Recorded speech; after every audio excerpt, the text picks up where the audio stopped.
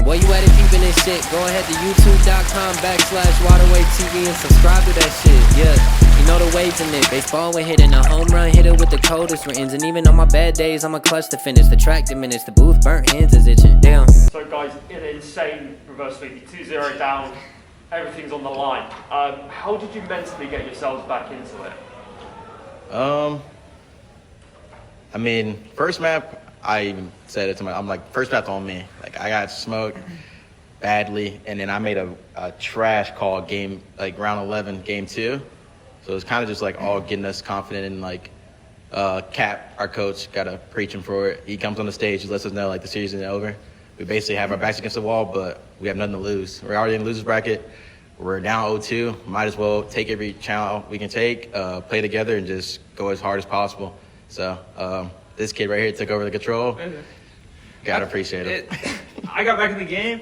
Well, obviously we know our skill, and we know we shouldn't be down 0-2 to them. So I already knew that like we could easily win that. And to start off the first round of the control, I was like, I got like a 4 or 5 piece. So like that really like I was like, hold on, these guys are ass. Like, what the fuck are we gonna lose to? So we just had to turn out real quick and fry them. I think both of you have had like your fair share of like personal criticism over the past few weeks. Is there any message you want to send to the people who have been criticizing you after this? One thing I would say is like people. I mean, every time you have a bad KD or anything, people are gonna roast you. But I think people don't understand that. I mean, there's times where like you obviously get smoked. But as a team, if we're all getting smoked together, or it's like on and off with somebody every like inconsistency with every match, it's a team thing. You know, like we're just trying to get back on the same page as a team. We've been working hard on trying to do it and talking about everything. But, I mean, the one thing, too, the smile thing, I feel like people don't understand that as a professional, there's nerves, you know. Maybe I don't get nervous, but maybe that's my way to cope with nerves. You know, I laugh, I have fun. I kind of just keep my head out of the game until I'm in the game.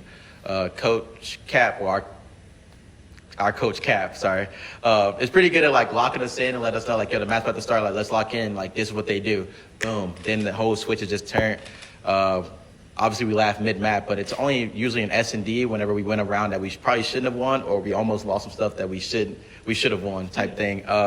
This kid's good at like cracking jokes, and I feel like it's really good for our composure and our mental mid-match. So like after we won the control, he's like, these guys are trash. Like, you know, I mean, getting us going. I mean, it means no harm, but it's just like a thing where you just get your whole team going. It's like it doesn't matter who's across the stage. It could be the best team in the world. You're gonna say that. So it's just kind of like getting our team mentally ready and our morale up, especially down 0-2 and stuff like that. So I think the criticism is definitely needed when it comes to inconsistency, but people need to understand that once we get our teamwork back and everything, all the KDs and everything like that, and our wins will go up. LAT is kind of notorious for making a couple pretty impressive losers runs. You guys haven't not been in this position before. Yeah. What's the game plan moving forward, and how you guys are going to approach the rest of the tournament? I mean, I'd just say, like, everyone says it, but just take one game at a time. We know who we are, and we know we were just very, very good and favored to win the first major. We are still that same team, and we've also gotten a lot better in our S&D, which our hardpoint has lacked, but we were going 0 for 2 in S&Ds, and now we're going at least 1 for 1 normally. So if we just get back to our hardpoint, get back to where we were, keep our flow up and keep our energy up, like, we can go back to being that god at hardpoint team.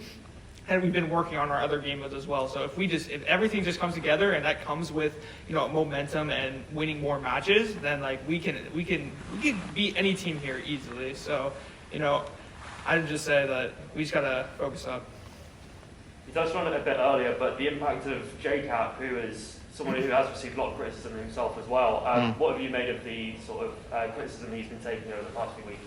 I mean, people are trolls. At the end of the day, people are gonna be trolls. Cap gets roasted for all our roster changes and everything like that. Like, I'm the longest tenured on LAT or 100T, whatever you want to call it. And I've been a part of every change we've made, you know, like I definitely have some impact on them. So like, it's not all Cap or Mud Dog, any of them, but people underestimate Cap as a coach. One of the smartest minds in Call of Duty. Our issue right now is not with him. It's just us as a unit playing together, you know? So he's just trying to get us on the same page like that. He can't force us to do things in game. He can only tell us what to do, what's right to do, or what's wrong to do, and we just have to do it. So, like, at the end of the day, Cap's the GOAT. Two-time. He's a two-time. So, like, you got to respect him at the end of the day. And like I said, it's just up to us to play as a unit and play as a team, and he just give us the right ideas. Is there any team bonding going on outside of the matches? Obviously, we're in a casino. Have you guys ventured into gambling a little bit? I know some people are saying they're up a lot, down a lot throughout the first night. But. No, I don't play blackjack. I think that's just rigged. I don't play change games like that. No, I'm trolling. I'm down on hella cash. This casino's robbing me.